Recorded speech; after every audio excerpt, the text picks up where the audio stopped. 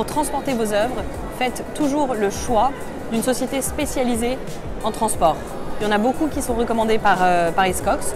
Vous trouverez toutes les références sur notre site internet et c'est vraiment important dans le cadre du transport des objets d'art de prendre des spécialistes. Maintenir une température ambiante stable. Quand on a la chance d'avoir des objets d'art, c'est important de garder une température ambiante stable et d'éviter notamment tout ce qui va être point de chaleur forte, cheminée par exemple, lampes à halogène qui peuvent abîmer les œuvres. Par exemple, les œuvres en marqueterie peuvent beaucoup souffrir d'un excès de chaleur.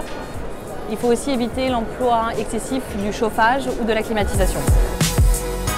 Pour l'entretien de vos meubles et de vos sculptures, demandez l'aide d'un spécialiste. N'hésitez pas à poser des questions, soit à la personne qui vous a vendu l'œuvre, soit à l'artiste directement sur l'entretien de l'objet.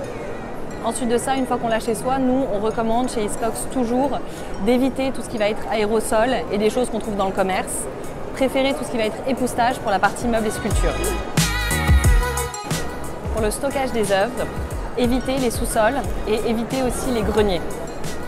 Ce qui est important en cas de stockage, c'est d'éviter les endroits où il va y avoir trop de variations de température, ce qui peut abîmer les œuvres.